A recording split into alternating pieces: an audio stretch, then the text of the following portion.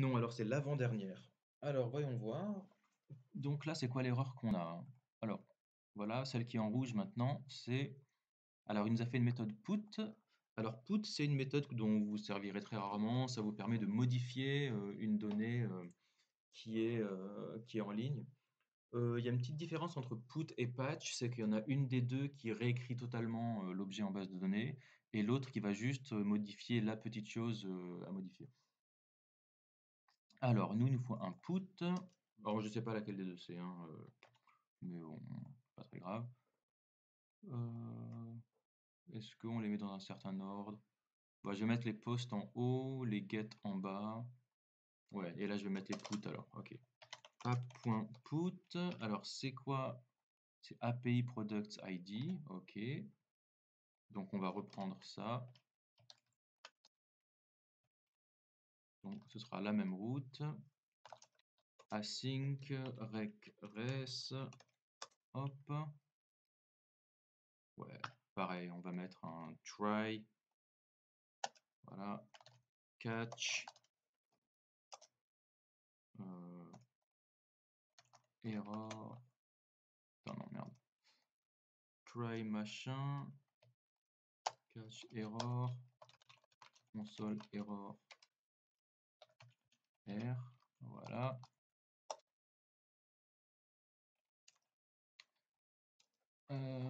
Ok, qu'est-ce qu'on va lui dire maintenant? Qu'est-ce qu'il est censé faire? Pam, palam. Alors, on va regarder la doc, hein. Put. Ok. Ah, le premier se retourné par la méthode save de votre modèle Mongoose reçoit le produit créé, product save, then product, machin, point .json, je sais pas ce que ça veut dire, c'est pas une méthode qui existe. Sur REST peut-être, je sais pas. Bon. Ok, put API product ID modifiera le produit ID fourni selon les données envoyées dans le corps de la requête. Ok, autrement dit, donc le put, il va recevoir il aura une requête. Le corps de la requête a pour forme machin. Ok, donc en fait, il va prendre tout un truc. Il retournera un objet de la forme message modified. Bon. Du coup, ça veut dire que si je lui envoie res.send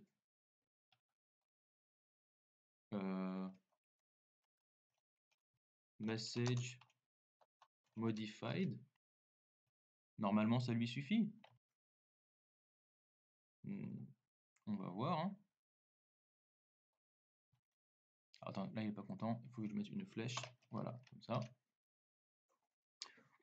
Donc là, normalement, il suffit que je lui envoie ça et il sera content. Bon, on va voir. Est-ce qu'il tourne bien? Debugger attached.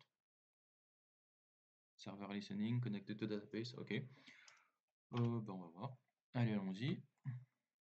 Test route. Voilà. Donc là, il nous dit product found with ID machin was not updated properly using put route. Ok. Donc en gros, donc il est allé chercher là donc en fait, il a dû refaire une requête dessus pour voir s'il avait été modifié. D'accord. Donc en fait, voilà, là il a fait d'abord un get de cet objet-là, puis il a fait un put, mais dans la réponse, ah bah tiens, attendez, on va faire comme ça, hein, hop. Voilà, alors qu'est-ce qu'il dit? Donc d'abord, il a fait un get de cet objet-là, il a reçu la réponse de tout ça. Ensuite, qu'est-ce qu'il a fait? Les options, c'est pas très grave. Il a fait un put dessus. Et ensuite, il a refait un get dessus pour voir si ça avait été modifié. Et alors, dans le put, il a envoyé, voilà, il a envoyé other description in stock, name et price. Donc en fait, dans le payload, là, dans le put, il nous a envoyé un tas de machins pour écraser cette valeur. Ok, bah dans ces cas-là, qu'est-ce que ça veut dire qu'il faut qu'on fasse? Bah, ça veut dire qu'il faut qu'on récupère l'objet en question. Alors, API Product ID, bah alors c'est lequel, celui qu'il faut modifier? Eh ben, il faut aller récupérer celui avec un ID. Mais la bonne nouvelle, c'est que regardez, puisqu'on est des bons développeurs, on a décidé de mettre toute notre logique dans un fichier extérieur. Et comment est-ce que je fais pour récupérer un produit en fonction de son ID? Bah regardez, il suffit que j'appelle cette fonction getProduct. Et donc ces deux lignes-là, vous voyez que si j'avais dû tout coder à l'intérieur de ce chemin, j'aurais eu une quinzaine de lignes à copier, alors que là, j'en ai que 2 à copier. C'est quand même beaucoup plus propre. Donc, on va prendre, voilà, const id égale rec.params, product égale await getProduct.id. Ok, alors maintenant, il va nous passer... Alors, c'est quoi? Comment est-ce qu'on faisait pour regarder le body déjà? Alors, dans le post, comment est-ce qu'on avait fait? Ah voilà, c'était rec.body. Alors, est-ce que ce serait create product? Je pense pas. Create product, qu'est-ce qu'il faisait déjà? Il faisait un product.save. Non, nous, ce qu'on voudrait faire, alors, sur Mongoose, ce serait peut-être edit object. On va voir ce que ça donne. Ah, c'est pas... Ok, ça s'appelle update, on dirait. Ok. Ah, bah voilà. On a find one and update directement. Bah, c'est pas mal, ça. Wait, machin, find one and update. Filter. D'accord. Hmm.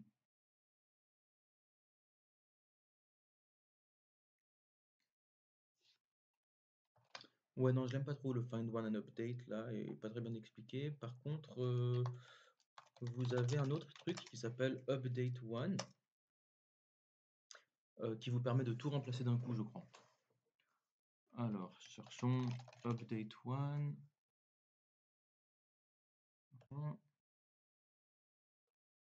Voilà, cast number field for value bar at path age is less than minimum. Ok, alors allons-y, on va chercher. Du coup, on n'a peut-être pas besoin de réutiliser, on n'a peut-être pas besoin de ce getProductID.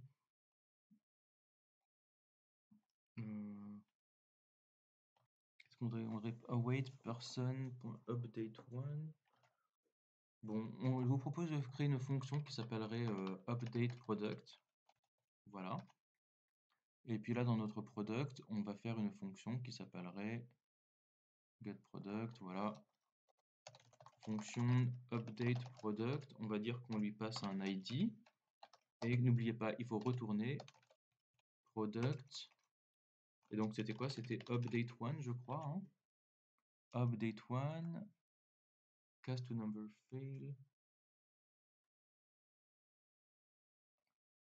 Ah bah non, voilà. Overwriting, one way to use document overwrite all function allowed by save. Ah bah voilà, c'est encore plus simple ça. Doc.overwrite et on lui écrit. D'accord. Bah tiens, c'est encore mieux ça. Replace one. Bon, je connais pas les différences entre toutes les autres. Voilà. Sets name and unsets all the other properties. Donc, ok, donc ça veut dire que lui vraiment il écrase tout. Et sets name and unsets all other properties, ça veut dire vraiment la même chose. Bon, bah écoutez, on va pas s'embêter, je vais prendre ça, hein. Replace one. Alors, en premier argument, il veut un objet dont la clé est ID. Et donc, je devine qu'il faudra qu'elle prenne en argument cette ID là, hein. Donc, je vais mettre ID .id. Et puis, il voudra un deuxième argument. Alors, le deuxième argument, ce sera quoi? Parce que je pense que ce sera un objet avec la nouvelle description. Donc, ce sera quoi cet objet? Je pense que ce sera ce sera new. Moi, ce qu'on pourrait lui dire. New values. Allez, on va l'appeler new values. Et alors, pour l'instant. Ok. Pour l'instant, on va laisser ça comme ça.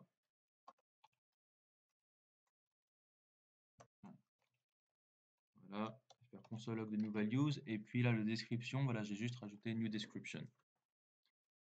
Donc, ça veut dire il va trouver il va trouver la personne avec cet ID et il va juste lui mettre description, new description. Et d'après ce que je comprends, il va lui supprimer toutes ses autres propriétés. On n'oublie pas d'exporter ce update product, puis de l'importer là-haut. Ensuite, voilà, const product égale à await product ID. Alors par contre, update product ID, il faut qu'on lui donne quelque chose. rec.params.id. Alors je pense que c'était voilà le rec.body hein, donc on pouvait utiliser. Donc en deuxième argument, on va lui passer le rec.body. Ok. Qu'est-ce qu'il est lent. Voilà. On va pas lui dire de faire un. On va pas encore faire rest.send machin.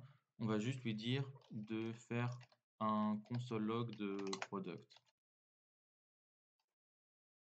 Et alors on va regarder notre requête. C'était quoi? Donc cette fois c'était un put. Ce sera un put localhost. Et alors qu'est-ce qu'on va lui envoyer? On va lui envoyer voilà, du view source. On va lui envoyer cette requête, puisque c'est ça que le site web va lui envoyer. CTRL-ALT-R, c'est parti. Alors, on n'a aucune réponse à droite, puisqu'on n'a rien mis dans le rest.send. Hein. Le rest.send, il est complètement vide. Vous voyez qu'il est commenté, là. Il devrait être tout bleu, mais j'ai un ordi de merde. Voilà, il est tout bleu. Par contre, là, en bas, qu'est-ce qu'il nous donne? Alors, voilà, new values. Il a reçu name, new name, description. Voilà, donc ça, c'est le rec.body, puisque... Voilà, donc en fait, on a passé l'ID et le rec.body à update product. OK. Et le product, c'est devenu acknowledge true modified count 1 asserted ID. Ah tiens, c'est intéressant, c'est bizarre ça. OK, alors c'est peut-être pas le meilleur truc qu'il nous faut, mais bon, OK. On va dire rest.send message modified. Peut-être que ça suffit, peut-être que moi je devine que le site web, il va refaire une requête derrière pour voir si ça a bien été modifié. OK.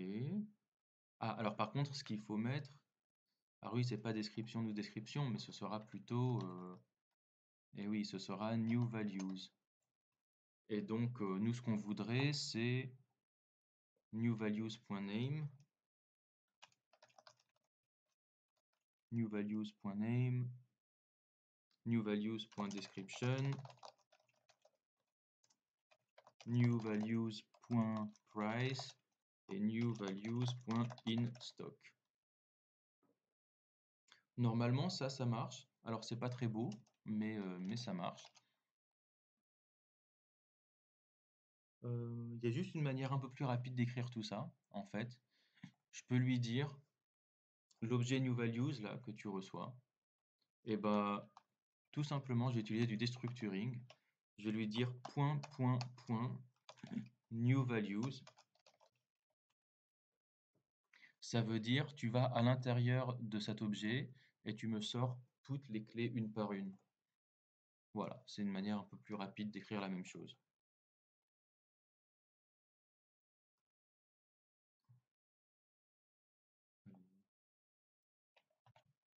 Allez, c'est parti. Hop. Ok, j'ai l'impression que tout passe plutôt bien. Ok. Ok. J'ai l'impression que tout est bon pour l'instant. Ah, est-ce que j'ai fait un... Ah, attendez, regarde. Le get, ok, il est là. Le product. Le put, est-ce qu'il y a... Attendez, là, je ne m'y retrouve plus. On va recommencer. Hop. Voilà. Alors le dernier, c'est lui. Ok, il a envoyé ça. Preview. Ah, il n'a pas encore eu de réponse. Donc il attend toujours la réponse là. Ça veut dire qu'on n'a rien dû. Vous voyez que là, quand je vais à la preview, response, il n'y a rien. D'ailleurs, il n'y a pas de statut non plus, 200, 400, 500. Donc ça veut dire que j'ai dû oublier de lui renvoyer un truc là. Res.send message. Ah non, c'est quoi là le problème? found non-callable iterator update product. D'accord. Pardon, alors en fait, je vais retourner sur le product.js. On va retirer ce new values là, je vais juste lui mettre, je sais pas, on va juste prendre le new values in stock là, comme ça. On va voir ce que ça donne.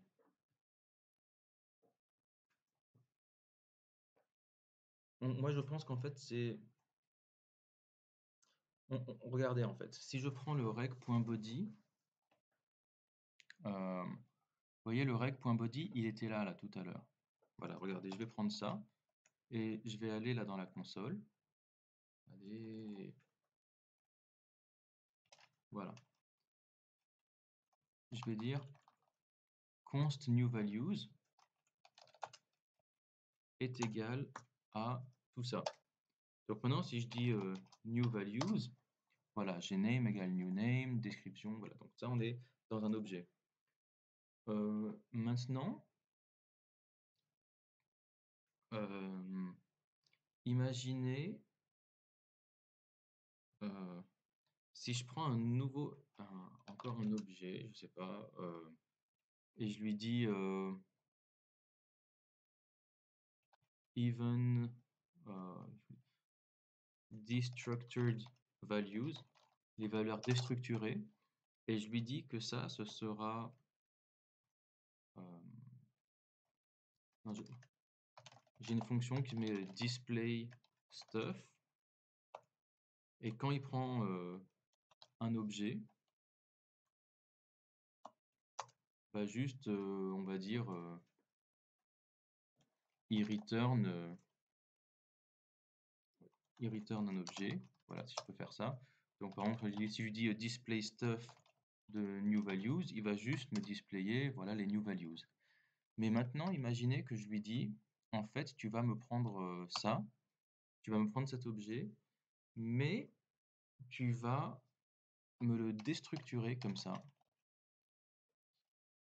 Si je lui dis de faire ça, en gros, maintenant, il me donne une sorte d'array. Je me souviens plus. En gros, vous avez une manière de déstructurer comme ça. Je suis désolé, je commence à être un peu crevé. Vous avez une manière de déstructurer qui consisterait à faire, qui consiste à prendre toutes les anciennes valeurs. En gros, si vous avez donc, on va regarder new values qui était là, égal à ça. Et si j'ai envie de créer une copie de new values, je peux faire copy. Alors, vous vous souvenez qu'avec les assignations par valeur et par référence, si je fais copy égale à new values, ça, je n'ai pas du tout deux objets différents, hein. Ça, c'est juste deux noms différents pour le même objet. Regardez, si je dis copy de poète égale là. Si je regarde copy, effectivement, maintenant j'ai poète qui s'appelle Lala dans copy. Mais si je regarde new values, dans new values aussi, j'ai poète avec Lala. Donc en fait, copy et new values, c'est exactement le même objet qui a juste deux noms. Parce que là, quand vous faites une assignation pour un objet, c'est une assignation par référence. Donc il va chercher le même objet, il va juste lui donner un nouveau nom. Donc si vous voulez copier un objet vraiment, faire une vraie copie, donc true copy, vous pouvez faire une déstructuration. Voilà. Il est où? Const avec un T. Voilà. Et là, maintenant, vous avez, en gros, vous avez sorti, ce point, ça veut dire sort toutes les valeurs, et ensuite les accolades remet dans un objet. Enfin bon, c'est comme ça que je le ferai. Donc là, maintenant, si vous faites true copy avec only me égale true copy, tu vois. Si on regarde true copy, il y a un truc, voilà, que le only me, il est uniquement sur le true copy. si je regarde le new values, lui, il l'a pas. Voilà. Donc on pourrait utiliser ça. J'aimerais bien faire en sorte que le new values, là, en fait, voilà. Je vais prendre ce new values. Voilà. En fait, je vais lui passer donc un nouvel objet qui va reprendre tout ce qu'il y avait dans new values. Voilà. Et peut-être que je vais lui dire, mais par contre, l'ID, tu me le gardes. Dire au cas où, voilà, en gros, on fait comme ça. Ça veut dire, tu passes toutes les nouvelles valeurs là-dedans, et puis juste tu me réécrases l'ID pour être sûr qu'on ne change pas l'ID. Ok, voyons voir ce que ça donne. Voilà, product updated successfully. Parfait. Bon, plus que la dernière delete.